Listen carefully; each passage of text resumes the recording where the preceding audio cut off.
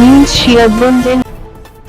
শুক্রবার থেকে যানবাহনের চাপ বাড়তে থাকলেও আজ শনিবার 15 জুন সকালের দিক থেকে উত্তরবঙ্গের প্রবেশদ্বার বঙ্গবন্ধু সেতু পশ্চিম মহাসড়কে যানবাহনের চাপ বেড়েছে দ্বিগুণ।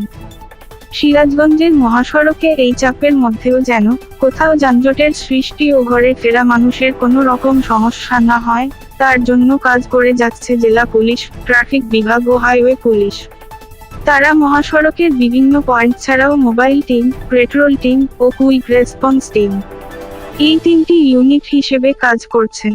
কোনো দুর্ঘটনা যেন প্রতিবন্ধকতা সৃষ্টি করতে না পারে, তার জন্য প্রস্তুত রাখা হয়েছে রেকার ও অ্যাম্বুলেন্স।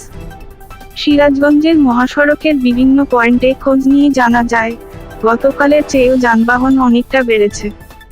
তবে অন্যান্য সময়ের মতোই একদম স্বাভাবিক গতিতে সকল যানবাহন চলাচল করছে, যার ফলে এখন পর্যন্ত এই মহাসড়কে কোনো ভোগান্তি পোহাতে হচ্ছে না যাত্রী ও পরিবহন শ্রমিকদের।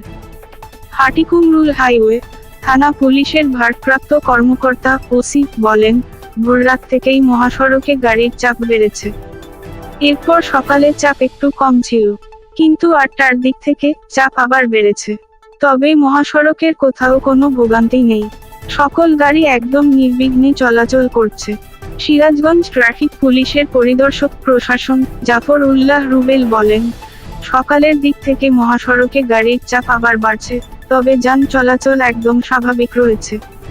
যানবাহনের চাপ আরও বাড়লেও ঈদুল ফিতরের মতো এবারেও সিরাজগঞ্জের মহাসড়কে যানজট সৃষ্টি হবে না বলে আশা করছি। আমরা সেভাবেই কাজ করে যাচ্ছি। সিরাজগঞ্জ মহাসড়কে ঈদের সর্বশেষ সংবাদ জানতে চোখ রাখুন এনএসটিভি নিউজ সিরাজগঞ্জ। সিরাজগঞ্জের সকল খবর সবার আগে জানতে চোখ রাখুন এনএসটিভি নিউজ সিরাজগঞ্জ।